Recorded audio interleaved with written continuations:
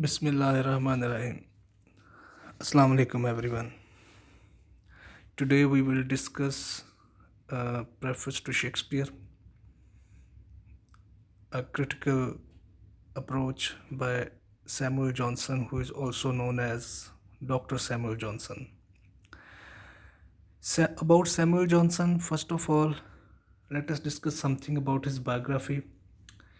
He was born in 1709 and he died in 1784. So his age span is from 1709 to 1784. He was one of the most significant figures in 18th century, most important literary man of 18th century, who is mostly famous for his exceptional work of writing a dictionary. The dictionaries that we use today, the first dictionary was compiled by uh, Samuel Johnson, and it took him 9 years to write that dictionary because once he gave that idea that the words of well, all the words of one language, they should be compiled in one book as in dictionary. So the idea was not appreciated by others. Instead, they laughed at him, but he continued with his work. He started it in somewhere in 1745 and he published that work in 1755. So, but apart from that writing dictionary, he is also famous. His other works, his criticism, and specifically this preface to Shakespeare, his work on Shakespeare, his studies on Shakespeare. He was himself was fan of Shakespeare because he thoroughly read all his works, and then he wrote this preface to Shakespeare. So, in this book of Preface to Shakespeare, it is a critical work by Dr. Samuel Johnson, where he discusses some good points of Shakespeare writing and some demerits also. That what were the flaws according to Dr. Samuel Johnson, and what were the merits or good qualities in Shakespeare's writing. So, Samuel Johnson, as I told you, he was writer, compiler of a dictionary.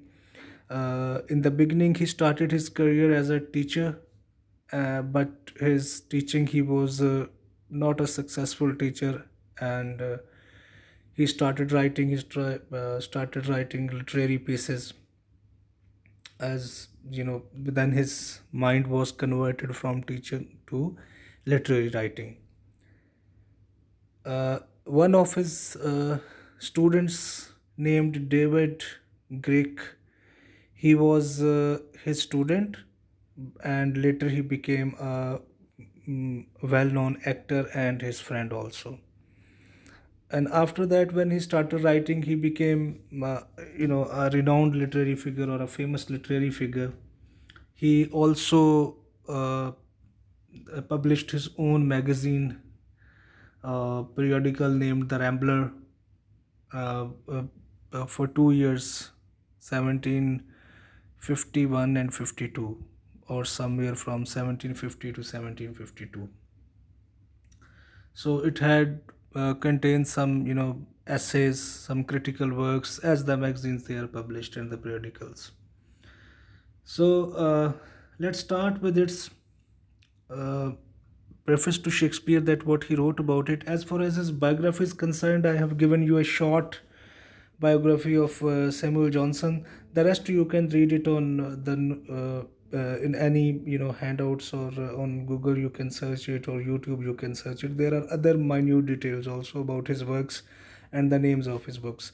So, but he is mostly widely read, mostly known, famous for his work of compiling dictionary, because this dictionary first time it was a dictionary was compiled. Before that, there was no concept of dictionary. Today we have, whenever we feel any problem while when we do not know the meaning of a word or the grammatical category of a verb, we Google it, or we have various dictionaries, and we never think that who has written this dictionary. But the first dictionary ever compiled, that was by Samuel Johnson, that made him a distinctive figure. in literature. So, as far as his preface to Shakespeare is concerned, first of all, I let you know that he read all the plays of Shakespeare. He himself says that Shakespeare was a man of great qualities. His writings were of great qualities, and he praises him a lot. He was himself a big fan of him, as I already mentioned. But it's very unique here to mention that when you like someone who is your favorite, it's very difficult to criticize his work, like to mention some demerits or drawbacks in his writing or in his acting or in his whoever is your favorite. But Johnson, he has done it. He has also mentioned that all the good points of Shakespeare and all the demerits or bad points in his writing, not in his personality but in his writing. So these are the major points in his preface to Shakespeare. The minute details are there, but we will discuss it one by one. First of all, we will discuss about his place and merits about his writing. One thing I must tell you that when he wrote that dictionary, in his dictionary, most of the words they were taken from, their references were taken from Shakespeare works. And Shakespeare also introduced his. The quality of Shakespeare is not that he produced some exemplary or some most famous, plays, tragedies, comedies, his sonnets. He's widely read. His works are translated in various languages of the world. Even his plays are performed today on stage. He's a versatile writer. He was a versatile writer. Uh, and his words, one of his quality was in his writing that he used different words. Like one word was assassination, a secret murder that was used by Shakespeare. The word heaven kissing means it was to mention a tall building. So this was first time mentioned by Shakespeare. So most of the words used by Samuel Johnson in his dictionary, uh, they were having reference to Shakespeare's writings. That also shows that how much affiliation he had or how much regard he had for Shakespeare. So, when he discusses about his merits, he says that first of all, while talking about his plays, he says that his plays were full of practical wisdom. Now, practical wisdom is something that when you watch a play or you read a play or you watch a drama, you get something, a practical approach from that. Sometimes we have fictional stories that we do not get any lesson that can be applied in our, any practical method that can be applied in our real lives. But in Shakespeare's writing, Samuel Johnson says that his plays were actually a storehouse of wisdom, storehouse of practical wisdom, that anyone who tried to get more practical approach, there were many incidents in his plays. And mirror of life, one thing I must tell you, the definition of literature is also that it is a reflection of life. Whenever you discuss any play or any poetry or anything, it just tells us about some specific, some social values, about cultural values of that particular community in that particular era. For example, when we read Shakespeare's play Hamlet, when we read Sophocles' Oedipus Rex, when we read Romeo Juliet by Shakespeare, these are not only stories. The references, the characters used in the plays, they tell us that what used to happen in that society at that particular time.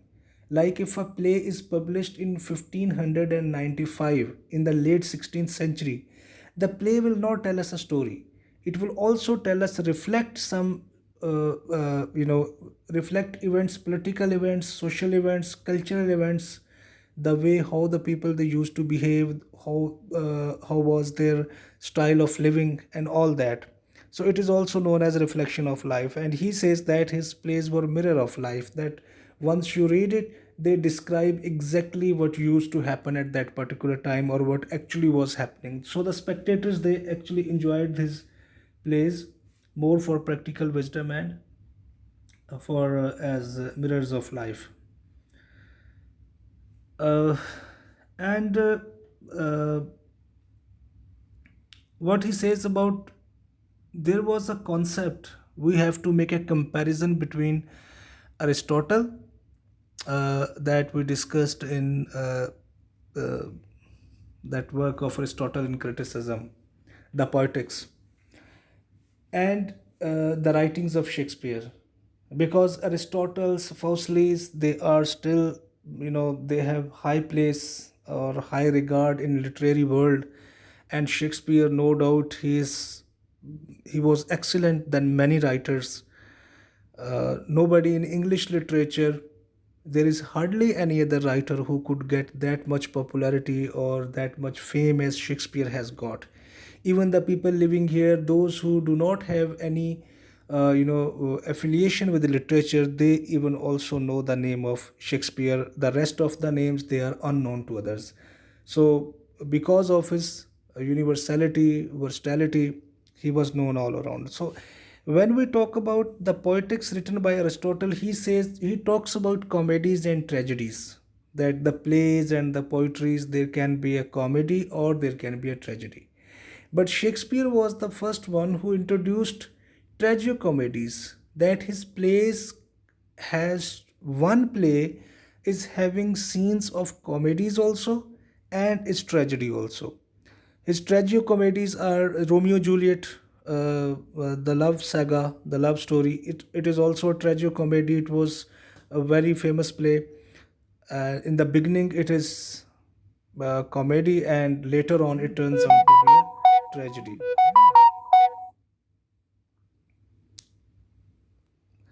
Then we have, uh, in his tragicomedies, Johnson says,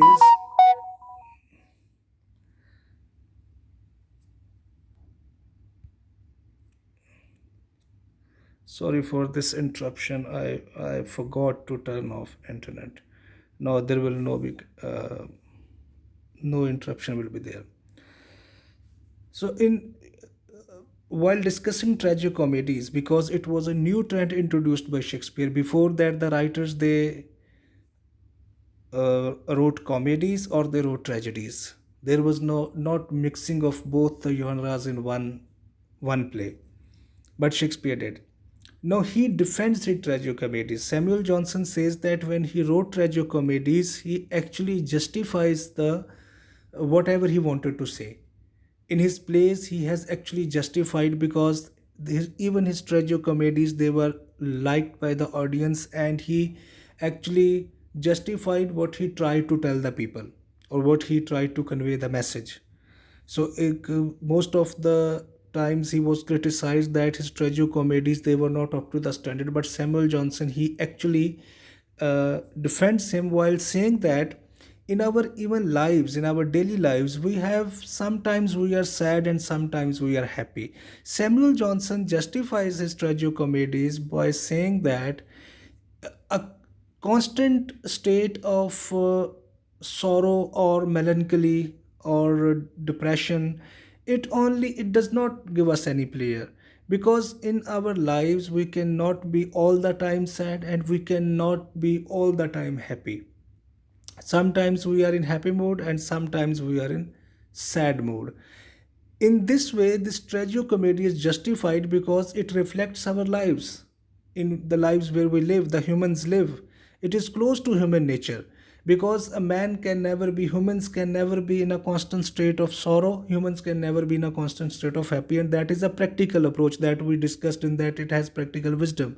So his tragicomedies are actually justified by Samuel Johnson.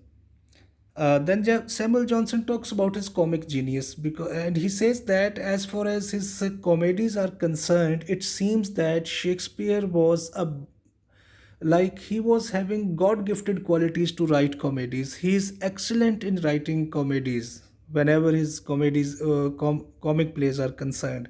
But as far as his tragedies are concerned, it seems that Shakespeare had to do effort to write tragedies.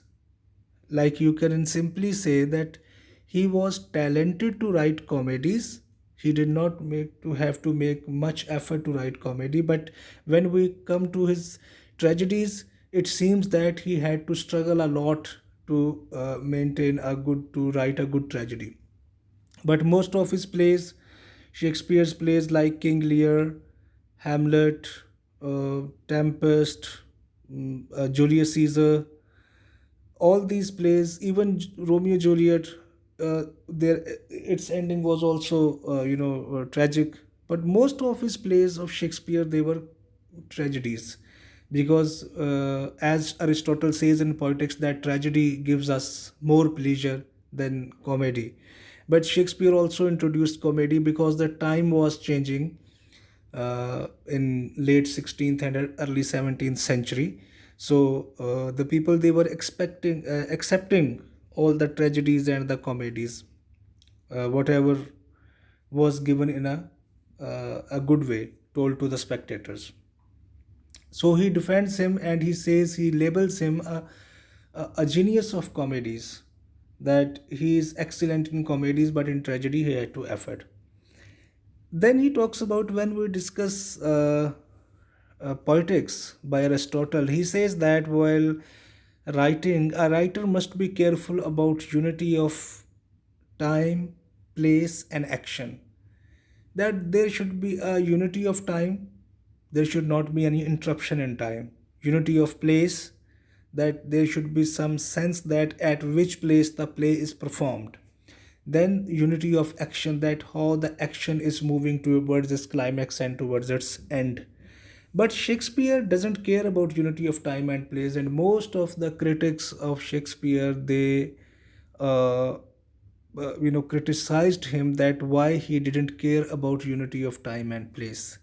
But Johnson, he again justifies Shakespeare, that he says that if he did not care about unity of time and place, it doesn't matter, because his purpose was to please the audience, and he actually cared about unity of action. His unity of action, and the climax and the end, and the when we are watching a drama or any movie, there is a flow of emotions. Gradually the play moves towards its climax and end. So he says that action is more important. Samuel Johnson justifies Shakespeare by saying that actions are more important. So his unity of action is always there. If he doesn't care about unity of time and place, then it doesn't matter. So he actually overruled the objections of other critiques of Shakespeare, that his negligence about unity of time and place made his plays, made his writings less admirable.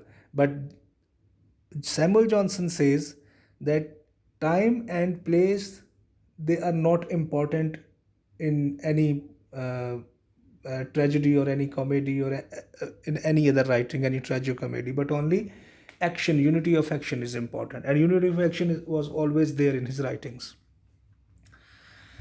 And one thing I must tell you, that while defending Shakespeare, he sometimes he's appreciating his own ideas. There is a conflict in when you read this preface to Shakespeare, the text of preface to Shakespeare. At points, Samuel Johnson himself contradicts with his own statements.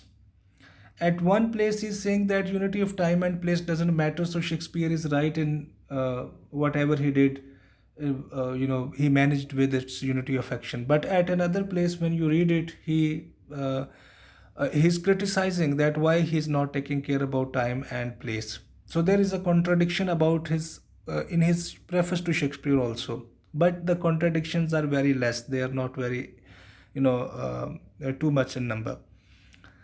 And as far as his drawbacks are concerned, Samuel Johnson says that his purpose was to please than to instruct. That whenever you read any play of Shakespeare, or you just come, watch a movie of Shakespeare, nowadays we have all his plays, they are, the movies, they are available. So we see that he is not instructing his audience. He's not telling his audience that what you should do and what you should not do. Before that, the whenever a play was performed, It was performed to instruct the audience that what the people they should do in circumstances, or what the religious most of the references they were taken from religion before Shakespeare, from church, from Christianity, as their religion is. So their purpose was to instruct the people. So through their plays and through their actings, they used to instruct the people about church and religion. But Shakespeare, he doesn't care about to give instructions to the spectators. He is not telling that what Jesus Christ is saying, Hazrat Isa alayhi salam, what he is saying, or what church is saying, or what other moralities are. He just moves on with his stories. His purpose was to give much pleasure to the audience instead of giving them the instructions. So he says that it was a drawback, but according to Samuel Johnson, it is the drawback. For others, it may not be. And there is no poetic justice in his plays. Then he says that about his loose plots, uh, like the plots, they were not unified in his writings of Shakespeare, because we talk when we talk about any play, if the plot or the story of the there are some loose points in the story, or the story is not very good or has weak points, then it doesn't give any pleasure to the audience. But his plots were quite loose. They were not, according to Samuel Johnson, his plots, they were not up to the mark. And he mentions about the end of his plays. For example, in he talks about, when you talk about even King Lear, you talk about Hamlet, the play moves towards the climax, and at the end, some of the characters, they are just, nobody knows where they are. In King Lear, at the end, nobody knows the fool of the king where he's gone. And the uh, death of Hamlet, at the end of Hamlet in Shakespeare play, it was again he again, Samuel Johnson says that it was one of the examples of loose plots, that his plots were not too much strength, having much strength as compared to other writers. And his speeches were cold and weak, like whenever his chorus was played during the play, like song is played by different characters or different actors, their speeches, whatever they used to sing or whatever the chorus were, they were quite cold and weak. They were not having any passion in the speeches, and his choruses, they were actually passionless. So they were cold and weak. And he also criticizes him while saying that he used puns and quibbles that made his writings less attractive, or that is one of the weak point of his writings. So puns and quibbles, they are the words that we use, uh, sometimes while teaching in a class, a teacher uses a word that may have two different meanings, two opposite meanings actually. So it can be, once it is having a very good meaning, but in other sense it is having a very negative meaning. So these are known as puns and quibbles. So Samuel Johnson says that excessive use of puns and quibbles in his plays, it actually made his writing weaker than to give any strength to his writings. So his use of puns was not a very good idea by Shakespeare, according to Samuel Johnson. So, and he also discusses about few of his plays in his, when you read the text, is they are mentioned that how uh, like he does not use any fictional elements like ghost or some supernatural elements as they used to be in previous before Shakespeare times. So it was all like whenever there is a ghost in Hamlet. Like one example I want to give you, even the ghost used in Hamlet was Hamlet's father. So it was again a manly ghost. It was not like that some supernatural ghosts are coming and they are doing everything some black magics, some something that is miraculously happening. So these things are completely absent in the writings of Shakespeare. So this was all about preface to Shakespeare, and if there is anything left, that we will discuss it in our other video.